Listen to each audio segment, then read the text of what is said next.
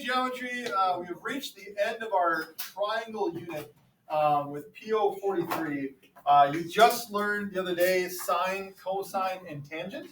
Well, if you look in your calculator, right above the sine, cosine, tangent buttons, here's the sine button. Right above that, you have sine -1. That is the inverse of sine. There's also an inverse of cosine and an inverse of tangent. And what they are used for, we kind of started this whole unit looking for things we don't know about right triangles. Okay. One of the purposes of the Pythagorean Theorem was to find out what we don't know based on what we do know, right? Or use what we do know to find out what we don't know. And we're at the point now where only given 2 pieces of information, well, 3 because we know it's a right triangle to begin with, but only given 2 pieces of information, we can solve for all 6 parts of a right triangle, the 3 sides and the 3 angles. Okay? And that involves using the inverse of sine, inverse of cosine, inverse of tangent. And it looks like this. It says use the inverse of sine, cosine, tangent to calculate the measure of angle A. So this is the angle we want right here. And just like in sine, cosine, tangent, that angle that we're using is important. Because what are the locations of the 2 sides we know from angle A? Your options are opposite, adjacent, hypotenuse. What are the locations of the 2 sides that we know from angle A? Nathan? Hypotenuse and opposite. Right, hypotenuse and opposite. 5 would be the opposite. 11 is the hypotenuse. It's not adjacent, because remember the hypotenuse is something special. Adjacent and opposite have to be legs. And so to set this up, we would say you press the inverse of sine. So sine -1, it gives you a parenthesis. You can do this now. So second button first, you have to shift. Then inverse of sine, and it should look like that on your screen. Let me get my calculator here too. And then you're going to put what the sine ratio is, right? The sine ratio is opposite over hypotenuse. So our 5 is going to be first over 11. Press enter. And if you did it correctly, you should get a value of approximately 27 degrees. Okay? If you didn't get 27 degrees, 3 things to check. Number 1, did you use the inverse of sine? Number 2, did you put 5 over 11? Did you put it in the right order? Number 3, is your calculator in degree mode? Okay? Anybody not get 27 here? No? Lovely. Okay. On to the next one.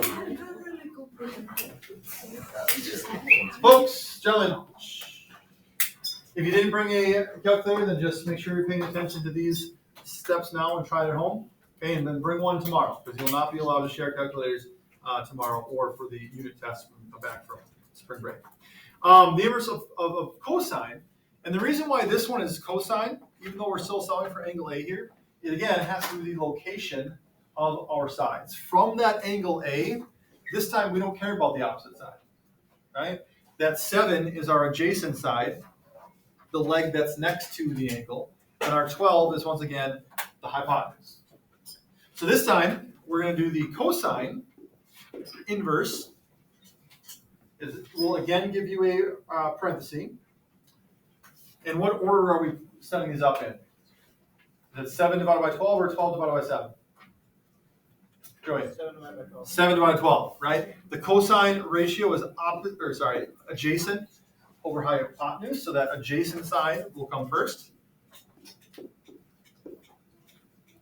And if you did this correctly, approximately 54 degrees. And it's okay to round to the nearest whole here, the nearest degree. Go ahead and try that last one on your own. You know it's going to be tangent since it's the example for inverse tangent. Okay? But again, you're looking for angle A. And that's going to determine which side is your opposite and which side is your adjacent.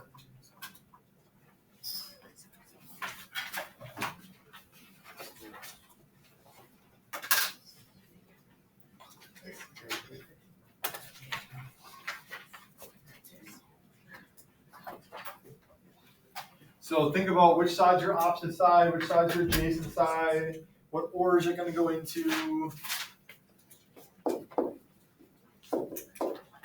Inverse tangent, because we're solving for an angle here, right? The inverse of these is for angles.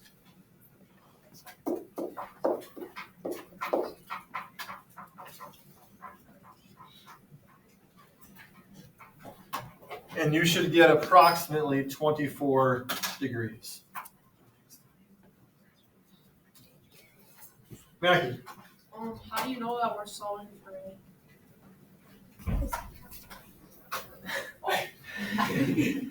That's okay. That's okay. Gino, why does this answer of 24 make sense here?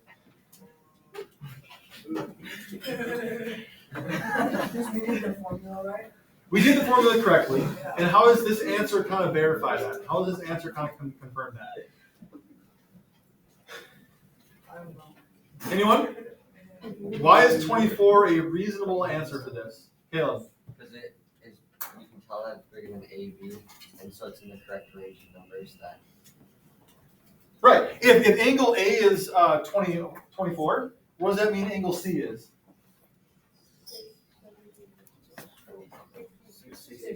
66. Okay. Our smaller angle should be opposite the smaller side, right? 24 and 10. Our larger angle opposite the larger side, 66, 22. So it makes sense. If you did this backwards, if you put 22 divided by 10, you would have gotten 66, because 22 divided by 10 is how you would solve for angle C, because you switched your opposite and your adjacent. Okay, so you can again check yourself. You can verify that you've done this correctly based on how the triangle is set up. Okay. So you now have 4 different tools at your disposal for solving for pieces of right triangles. You've got the Pythagorean Theorem, you've got the 45, 45, and 30, 60. You've got sine, cosine, tangent, and you have the inverse of sine, cosine, tangent. You're now equipped, William, to solve for any piece of any right triangle that is thrown at you. So let's do it. Here we go. It says solve each right triangle, which means find the measure of each angle and each side. Round decimal answers to the nearest 10. So take a look at what we have here. We know 2 of the sides. We don't know any of the angles. The 3 pieces we don't have side EF, which is one of the legs. We don't have angle D. And we don't have angle F. Based on that information, what methods can we use here to find these missing parts? For example, are we going to be using 45, 45, or 30, 60, 90? No, because we have no idea what those angles are, right? Maybe if this hypotenuse was 20, meaning it was double the short leg, then we might be in business for a 30, 60, 90. But with the length of 17, that's not the case. Raise your hand if you want to steer us in the right direction where we're going to start here. What do you want to do? Yeah. Inverse of sine. All right, to find what first? Okay, and which angle do you want to find? Because using sine, I assume you're finding angle F here, right? Because that's the only angle that would include inverse of sine, opposite over hypotenuse. So we'll want to start with angle F, which to do that, because the sides that we know are the opposite and the hypotenuse, we'll be using the sine, inverse of sine, 10 over 17. All right? Inverse of sine, 10 over 17 to get that angle. What ratio would we be using to find angle D? if you wanted to find angle D first? What would we be using then? Sitting? Inverse of cosine? Cosine, right? Because now from angle D, now we have the adjacent leg and the hypotenuse. So deciding which angle to start with is important. For angle F, we're using opposite and hypotenuse. Angle D, I'll put that in red and write in red here. Angle D, we're using cosine inverse, because now that 10 is adjacent, not opposite. Okay? And then what method would you be using to find EF? EF here.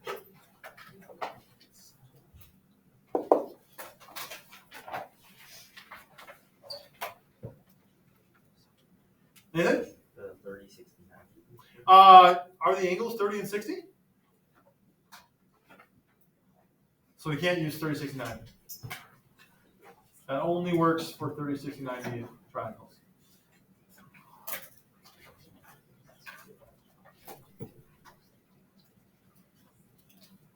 Look at what we know. We are given two sides of the right triangle. When you know two of the sides of the right triangle, some guy a long time ago gave you a method to find the third. Sydney? Pythagorean Theorem, right? We know two of them. We can use the Pythagorean Theorem to find the third. C squared equals A squared plus B squared. We're missing one of the legs. EF is one of the legs. Doesn't matter which leg it is. But hypotenuse would be 17 squared. We'll call that 10 squared side A, and you're solving for B squared. Once you solve for angles D and F, you can also use sine, cosine, tangent to find that third side, since you know what the angles are. The problem with that is that it'll be less accurate because these will be rounded answers, probably. And if you use a rounded value to find another value, you just lose accuracy. So it's best to use Pythagorean theorem here. But once you calculate what these angles are, you then have enough information to use regular sine, cosine, tangent to get that third side. Okay. So go ahead and calculate those up and let me know what you get.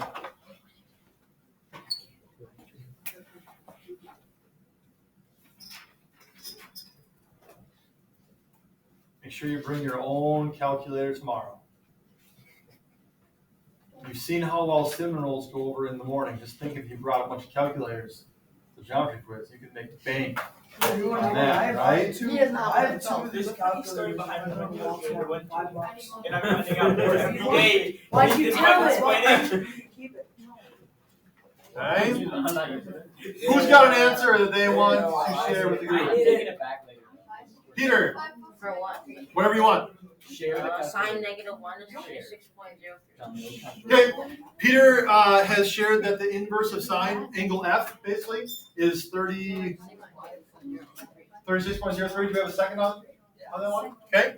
It says round near is 10, so that would be 36 as an angle measure for F. And really, now that we have angle F, do we even need to do this for angle D? No. What else could we do now that we know what angle F is? We did the work solve for that. We would not have to use inverse cosine. What else could we do? We know that all triangles inside add up to 180. So Yeah.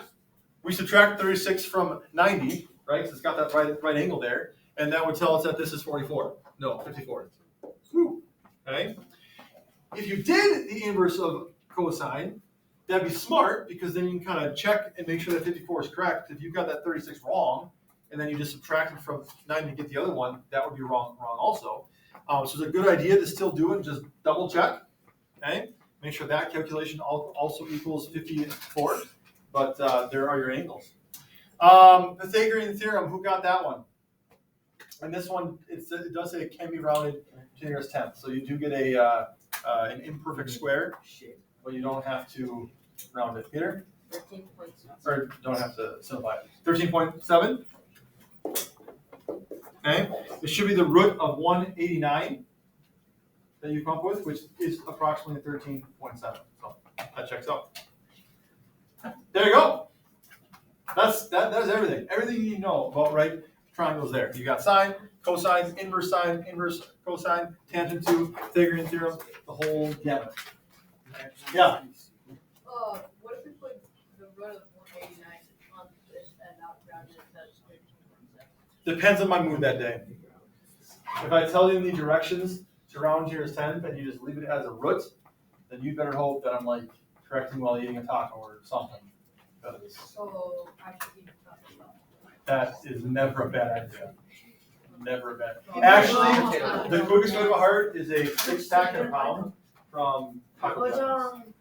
6 tacos and a pound of their potato olays. Is that how you got your Are they like? That's how I got my weight. Yes. White, no, white. Oh, No, white? no, no, Oh, no, I got hurt with my charm. I feel bad. Why do you do this? That's okay. All right. All right. I didn't take it, I just heard you. No, sorry, wasn't offended. That's all right. Okay, with your partner at your table or just people around you, solve for this other right triangle. You are solving for angle G. You are solving for side GH.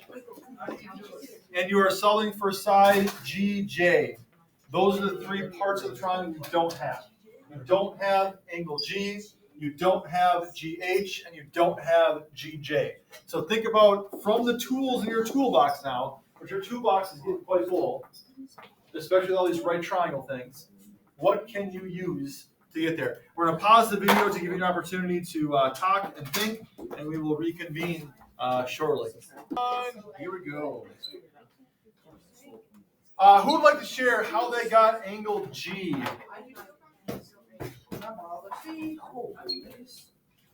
How did you get angle G? Will? 90 minus 28.9. Yeah, this one's easy, right? You've got 2 angles. You've got the 90, you've got the 28.9. You can subtract that from 90 to get angle G. What did you come up with? 61.1. 61.1 degrees. Okay, cool. Now go to the sides. And sides, a little more complicated. You're kind of locked into one method here. But what did you decide to use? Let's go for GH first. Let's go through GH first. How did you get GH?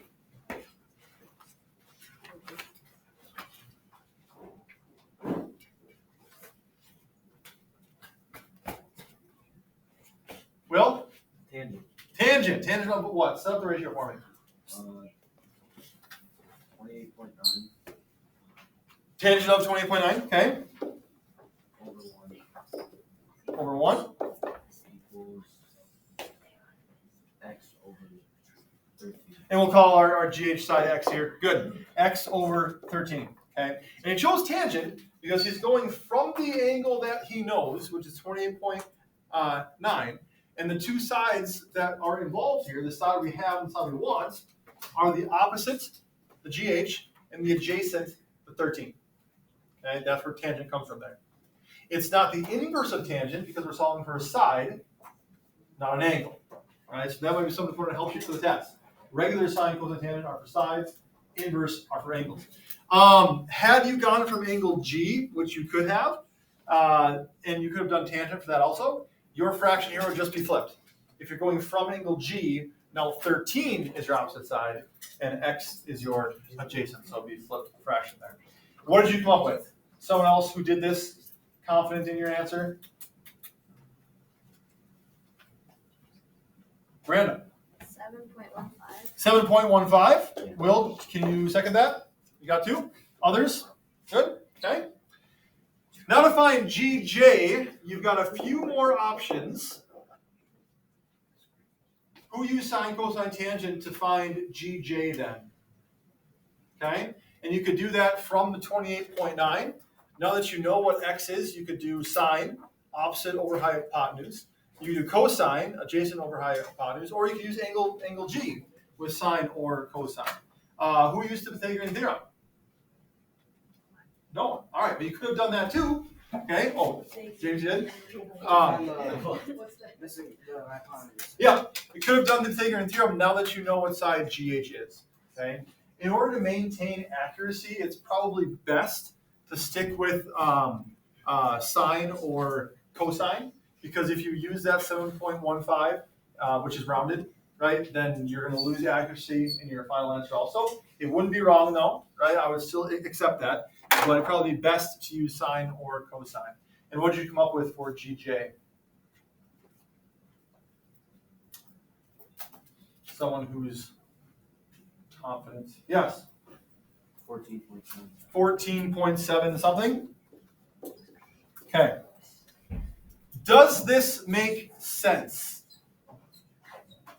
Does a triangle with side lengths of 7.15 and 13, with like lengths of 7.15 and 13, does it make sense that the hypotenuse would be 14.7? Give me a couple of different ways that we could verify that, defend that, logically argue that in a court of law. What evidence exists?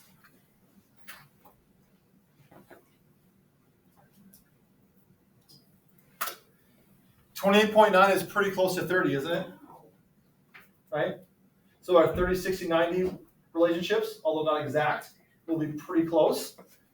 This being the short leg of our almost 30, 60, 90 triangle, then our hypotenuse will be almost double that, right? Is it? 7.15 times 2 is 14.3. That's pretty close. That defends it, okay? If we use Pythagorean Theorem, 7.15 squared is about 51, give or take. 13 squared is 169. 14.7 squared, almost 15, so we'll put that at about 218-ish or so. 51 plus 169 is 220. 220, although not well equal to 218, is pretty close, right? So there's multiple different ways you can check these answers, verify, and make sure you're doing it correctly. Okay, Mackie, what are you going to bring to class tomorrow? Calculator. Attaboy. That's how I am. Don't forget to like